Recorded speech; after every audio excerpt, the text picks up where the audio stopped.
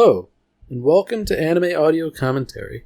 Today I'll be commenting on episode 13 of Fullmetal Alchemist Brotherhood. If you'd like to watch along, then start watching now.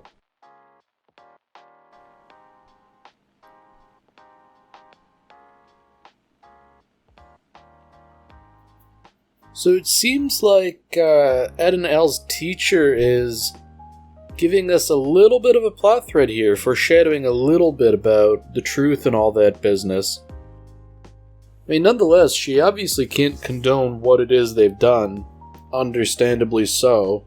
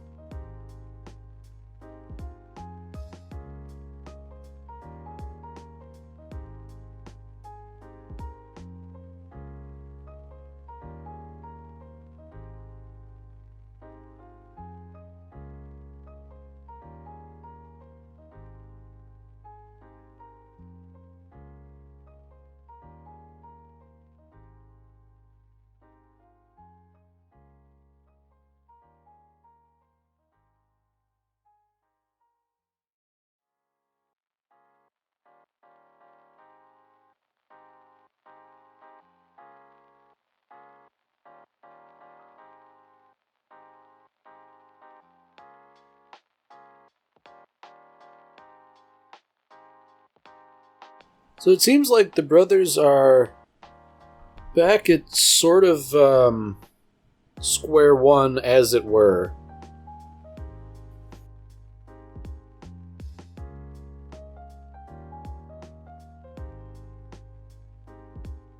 Alright, so this is like a little turn of phrase I didn't quite really expect, They were expelled, but that means you are now effectively equals.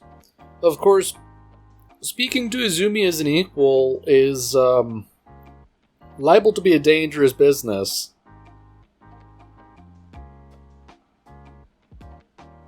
You have to wonder if maybe her husband was mistaken a little bit.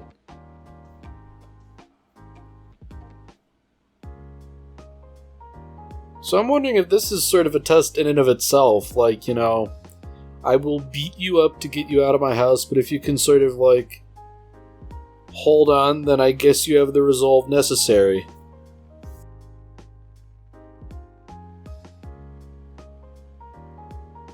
So now we're really getting deep into what precisely happened. Logically speaking, Alphonse should have seen the truth, and considering how much more of his body he lost, he should have seen a whole lot more of the truth, and therefore he should have gained proportional knowledge. So, that might be some indication as to how they can get ahead in things, but I don't know. Getting someone to remember something is tricky business, It's very difficult to mess with the mind, especially when you don't have a physical mind to mess with.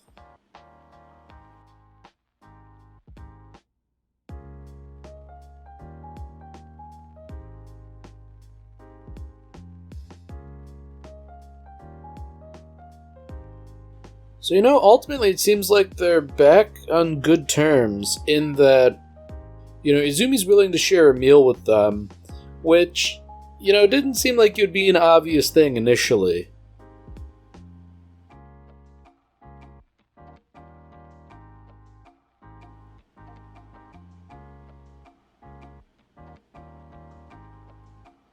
So meanwhile, Colonel Mustang is playing a game of chess with someone who is presumably a superior officer. And it seems to me that that's, it's a little on the nose, metaphorically speaking. Because it's no secret to us, the audience, that Colonel Mustang has greater ambitions, and he's even willing to sort of like scheme and do somewhat underhanded things to achieve that. So, I'm also wondering that given how this officer is acting like a senile old man almost, I'm wondering if that's perhaps a bit of an act.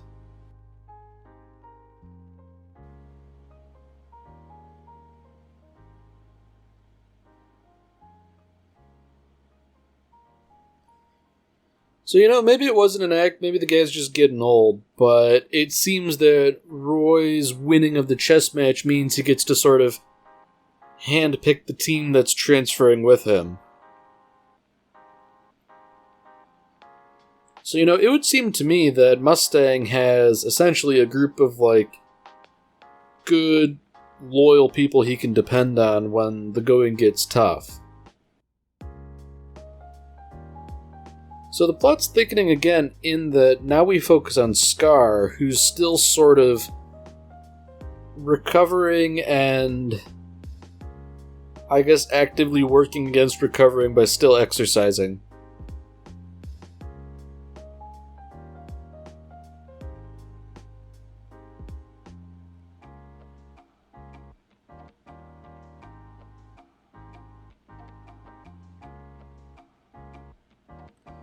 So it's clear that Scar's doing what he's doing because a state alchemist burned down his village. But his master is sort of adamant that, revenge isn't the way to do things here. Just let it go. And, that's not really a convincing approach, but it's probably the right one. Just going around killing state alchemists will only engender further resentment. So we have this guy here, and for those of you watching Brotherhood and not having watched the original 2003 anime, you could be forgiven for not knowing that this guy was sort of like an early one-off antagonist. He was essentially a corrupt officer, and the Elrics sort of got one over on him, leading to his disgrace. It's almost a bit of a shame in a way how he wasn't really introduced until now, as, he does kind of show up later, and his introduction would be helpful, but at the same time, I don't think we're losing overly much by not having that. I mean, it would make this whole segment make a bit more sense, but beyond that, you can sort of get the general gist of his character. He's sort of like a slimy, cowardly guy, and that's really all you need to know about him.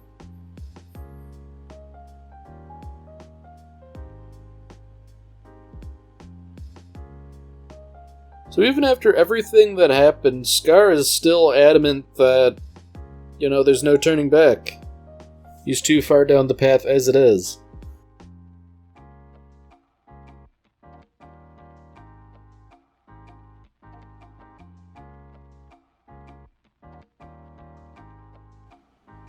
Alright, so we see that pesky little guy from before. He seems to clearly be up to no good. Since he was sort of snooping on the Elrics before, and now he's luring Alphonse into a rather secluded part of town. And considering that he has a bunch of Confederates with him, it seems like they mean no good.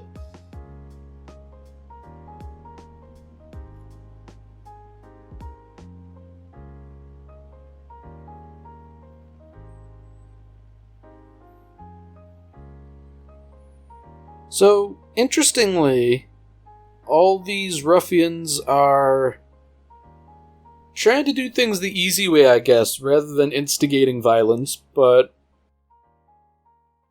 I guess Al's a little bit too smart to fall for something like that. You know, it's pretty clear to him that these guys aren't up to anything good.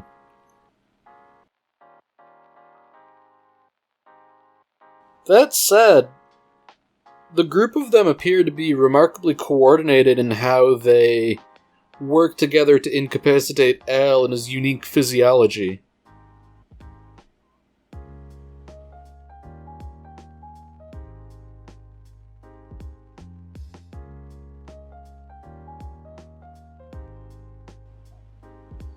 So they use a curious strategy here. You know, it strikes me as not being entirely foolproof considering the big bulky guys putting Alphonse in an armbar and there's a person inside the armor. You know, I feel like that's a good way to hurt your friend, but, you know, they might not care about something like that.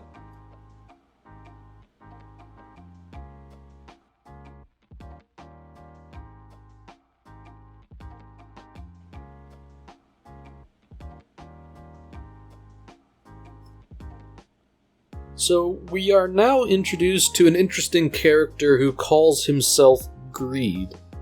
And given that he has a little Ouroboros tattoo, he's obviously related in some way to the others we've seen.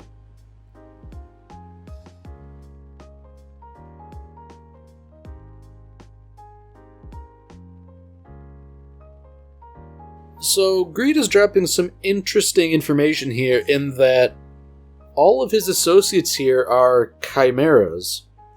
They're part human, part animal, but in a way that's not really obvious. You know, they by and large retain their human appearance, but they've gained animalistic traits.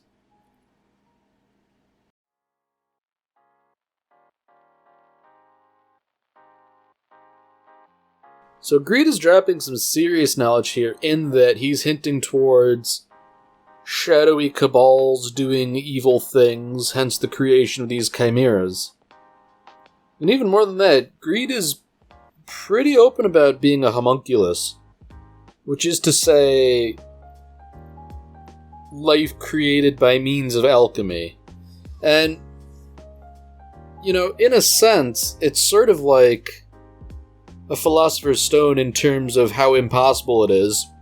You know, a Philosopher's Stone transmutes something into something else without equivalent exchange, and a homunculus is life created from stuff that isn't alive, therefore kind of bypassing the whole business. Now this scene is really rather evocative because Greed got his head smashed off, like, from, like, the septum up. And he just sort of quickly just sort of regenerates. And the way they showed, like, the skull reforming and then the muscle and other soft tissue reforming, that was,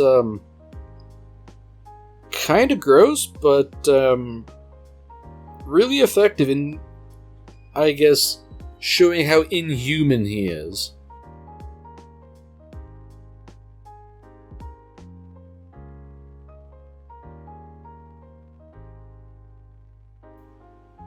So it seems like Greed has a bit of an academic interest in Alphonse's body.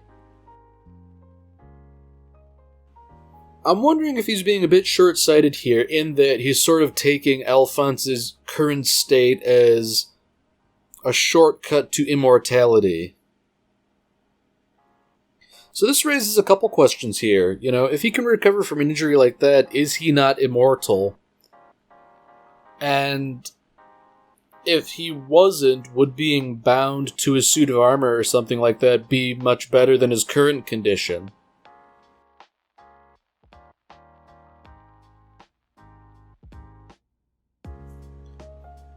Now that is something very interesting. The prospect of taking Al apart, because, you know, if the helmet falls off, that's no real big deal, but he's never been sort of, like, dissected. Because, like, I'd imagine the soul's entirely held in that little rune, but I don't know, there's not much he can do if he's just, like, a torso or something like that.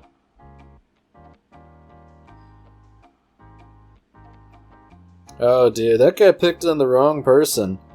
You know, Ed knows what's going on, and it seems to me that he's more bellicose than his brother. He'd be more willing to drop the hammer on someone.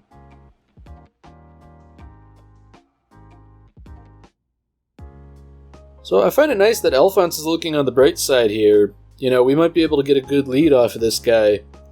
Despite the fact that he, kidnapped me and is holding me hostage, and he's a homunculus and all his friends are weird human-animal hybrids.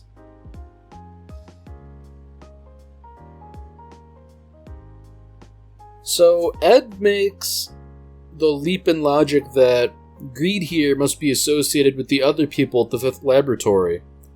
But Greed, as he does, just sort of lets slip that he doesn't really associate with them much anymore.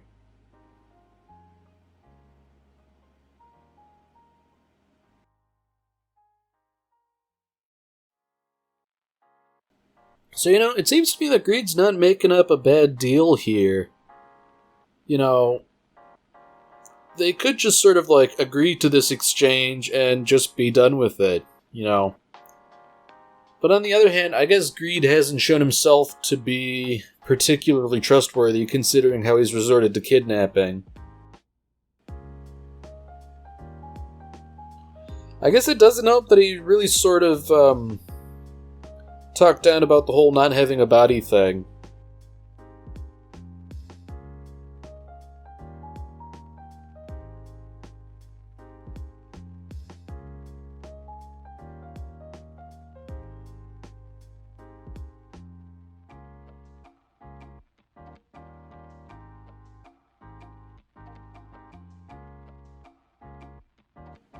It seems to me that maybe, that's a little too quick to anger here. I feel like diplomacy might be the better option.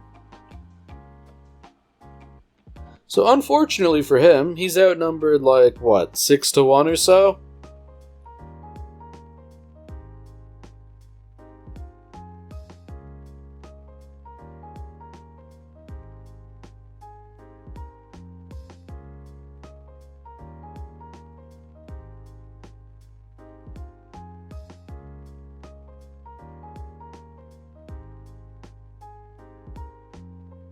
This is a nice little sequence here because it really shows, I guess, a bump in the animation quality in this action sequence.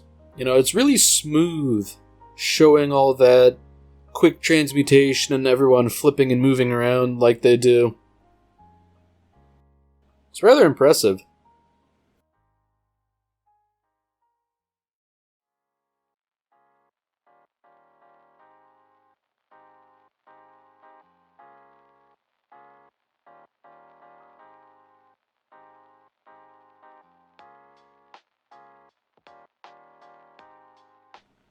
So it's interesting that Greed's sort of going into his own physiology here a little bit.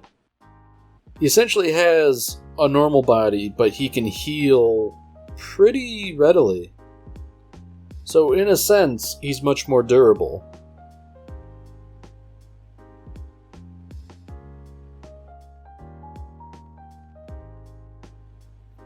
I do find it interesting that Greed is being the rational person here. I guess it's because there's something he wants, and therefore he's willing to bargain for it. It is interesting that Greed was sort of, acting overconfident. He was sort of only using the shield on his hands and forearms, which indeed proves to be pretty darn impenetrable. But if he's able to do it over his entire body, there's no real reason why he shouldn't do that all the time. So it seems like the tables are turning a little bit. Greed is mopping the floor with Ed, but at the same time, Izumi has found a little thread leading to this whole get-together. And I've got a feeling that if for no other reason than she's just monstrously strong, she should be able to do something.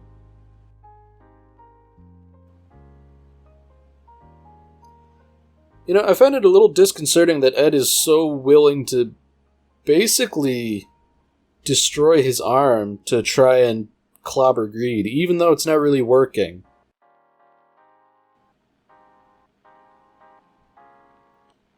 You know, he's even sort of admitting to the fact that he's been reckless. You know, if he just thought, things would have been easier.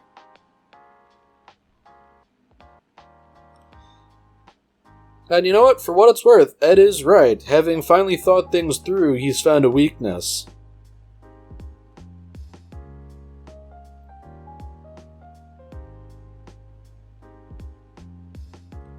So it's interesting that despite demonstrating a bit of a weakness in Greed's shield, he doesn't really inquire as to what exactly is going on. So I guess that's sort of part of the weakness of the shield, in that it lends itself to overconfidence.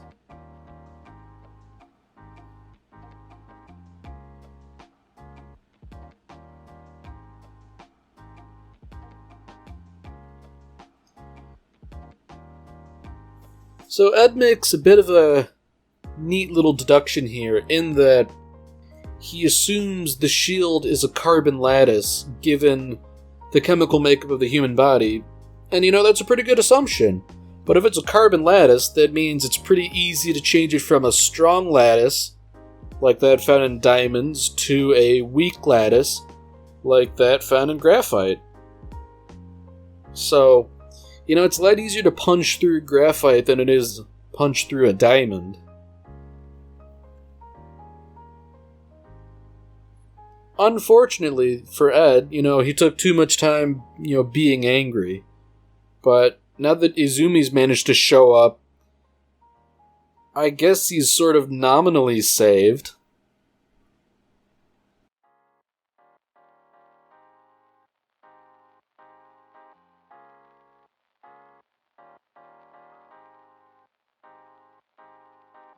Man, she's really not suffering foolishness from anyone.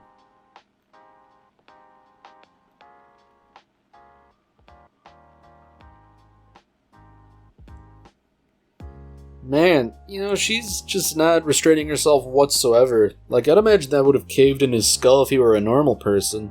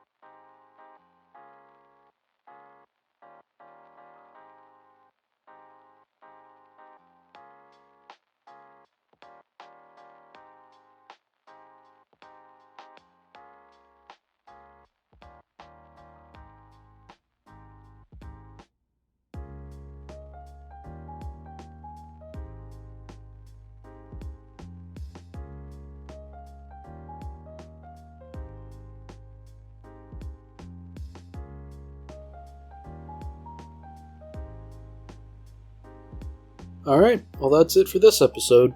If you've enjoyed it, then by all means, tune in for the next one. See you, Space Cowboy.